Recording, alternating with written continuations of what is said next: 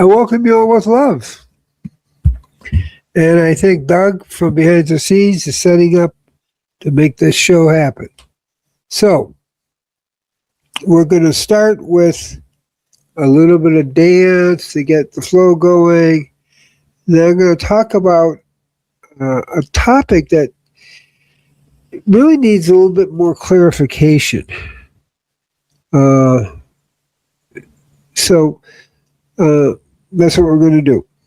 So let us do a little dancing to get started.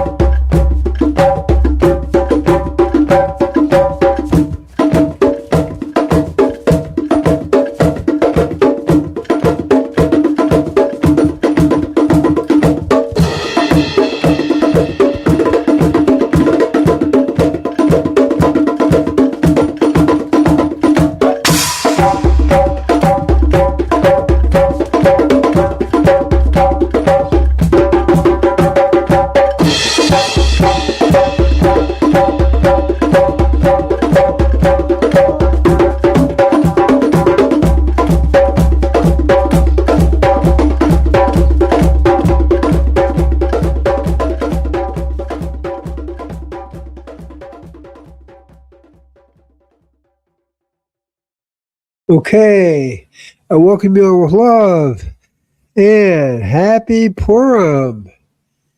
It's a pretty interesting time because the Purim energy, which is happening right now, has to do explicitly with Iran, and maybe we'll just start talking about that now that it's brought up, is that there's a level where we begin to replay historical. And in those times of Purim, where it began back in Shushan, and that was in the area that we now know as Iran. And Iran's plan, based with well, we take it back a little bit. Nothing is kind of out of the blue, and that's in general the case. So really, what happened is when Israel was leaving Egypt, okay, and they're leaving Egypt, and they're across the sea reeds, and Amalek is there, and they didn't know each other at all, but Amalek attacks them. It attacks particularly the weak and the people behind, and then there's a battle, and Joshua, under the energetics of Moshe, defeats them. And then throughout this history of their time of the 40 years in the desert, and even Amalek's still attacking them.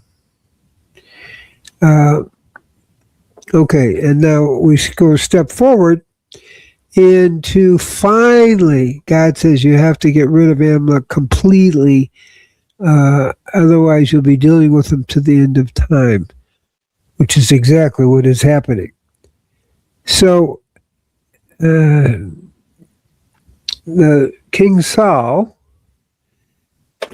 defeats Amalek, but in the egoic energy of the king, he doesn't listen to what God said, and he saves the king's life, the Amalek king. And that Amalek king gets one of the,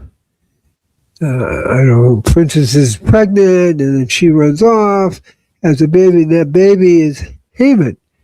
a person who hates the Jews. They have escaped to Shushan, which is really part of Iran at this point. Okay, it still exists. It's just the name's slightly changed, and he becomes the prime minister. But over time, the Jewish woman Esther and her uncle Mordecai kind of move into the scene, and she marries the king, or he chooses her, and he doesn't know she's Jewish. And the Prime Minister Haman hates the Jews and talks the king into making the edict that they'll kill all the Jews on one day. Esther maneuvers the king and says, that means they're going to kill me too because I'm Jewish. And the king gets really upset and said, well, who's trying to kill you? He says, it's Haman. And she explains his plot, and then the king reverses that, and he hangs Haman and his 10 sons, and gives permission for Mordecai and Queen Esther to fight back. And they defeat the forces of darkness, and all the Jews are saved. And that day is Purim, which is today. So it's a celebration of a victory over the darkness. So what's going on today? We have throughout history it's repeated itself. So in World War II, at the Nuremberg trials, 10 leading generals identifies the 10 sons of Haman and said, yes, we're repeating this because they were all hung for, again, their actions in World War II. Okay, now here we are. And we're back in Iran, which is the ancient area where the whole Purim story took place. And we're playing it out again. The Iranians have the intention to killing all the Jews, just like Haman did, 1,600 years ago. I don't know exactly the time. And it's being blocked. And the Haman of that this time, Khomeini, who came in power in 1979, has been killed, just like he planned to kill the Jews. So we have this fascinating replaying of history in a pretty profound way. It's not over yet, but we can see this plot playing out. They're planning to kill all the Jews, but then suddenly gets turned around. Israel and America attack Iran, and the game is shifted around again.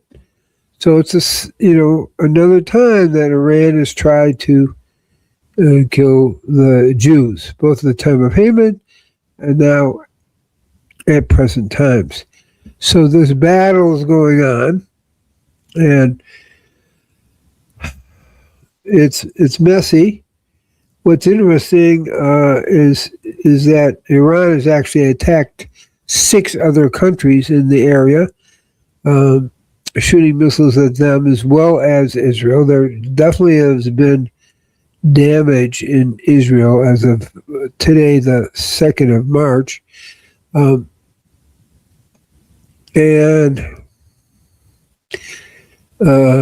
With buildings destroyed and lots of things happening. They have some success, but they will lose. But it's fascinating how we play this out. Why? Well, we haven't learned to do any better yet. And I think that's the challenge. It's kind of a teaching to us that how important it is to do better, to not keep playing out the same historical game so that people can grow spiritually and people don't have to suffer. You know, we have the suffering of the 32,000 people in Iran have been killed by this Iranian government. And cruelty and hate starts to look really bad. And I think the message is, yes, we get a chance to replay the history of these things, and then we're supposed to wake up from it. I don't see that necessarily happening. And it's a concern. Now, of course, this game isn't over yet. The war isn't over. The game of replaying history isn't over. So maybe we can elevate it to a higher level of consciousness by the time this has been completed. We'll see. You know, along with this, we see the tremendous oppression of the Iranian women. The women who have left Iran, you know, are celebrating the streets. This is happening both in Israel and in London and Los Angeles. The Iranian women are celebrating because they're free. They understand this is about freedom in a different level, because in the Iranian world, the women are very, very captive, you know, and mistreated. And if they show a little bit of skin, like on their ankle, or their people see their hair, they can get beaten and thrown in jail. It's pretty severe. It wasn't like that before 1979. The Iranian women the Iranian society in general was very progressive and a really good place for people. So they're shifting back now. And so it's a very much a women's liberation type of thing, with Iranian women all over the world supporting it, and the women in Iran being very much part of the resistance against the Khomeini government. So that's a big piece of it, is freedom for the Iranian women at the same time. So it's all very interesting, but, you know, of playing out history at this exact time. I mean, that's what makes it like, whoa. It's kind of like interesting to see how historically precise it is. So may we all be blessed that we're able to create a new unfolding of mystery that elevates the whole society and the whole world. So we have time for questions if you want, if anybody has a question. There's no questions quite yet.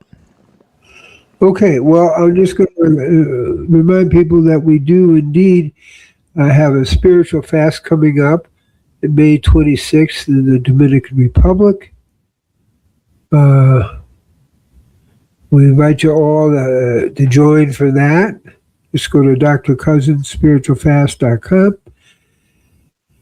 And I'm seeing clients on a regular basis. I have a special approach I do. It takes about 2.5 hours. So I look at everything at all the levels of our existence to give a truly whole person healing, including the physical, emotional, mental, and spiritual, not in words, but actually in depth. So that's something I'm still offering. I enjoy doing it, to be honest, you know. So that's what I do. So I invite you to participate in that too, as well as what we do on Mondays. So far today, I had spiritual nutrition Q&A at for an hour, and then we did Alive and Liberated with Dr. Gabriel, where we talked certain topics. And here we are now with this. And then on Sundays, we have the World Peace Meditation. So lots of activities. And if there aren't any questions, Doug, is there anything you would like to add? No, I don't think so. There's no other questions that have come in, though.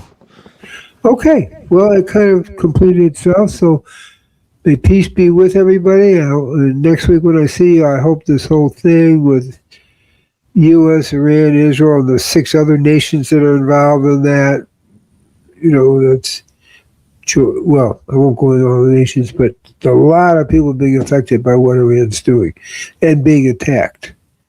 Even Dubai, which is a pretty neutral place, has had missiles sent to the main city there. So I hope all this kind of clears up and cools down, and we're able to move to a higher frequency. Peace be with you. Shalom, shalom, shalom. Om Shanti, Shanti, Shanti. Om Takiasin. Aho. Thank you, Doug, for your good work always.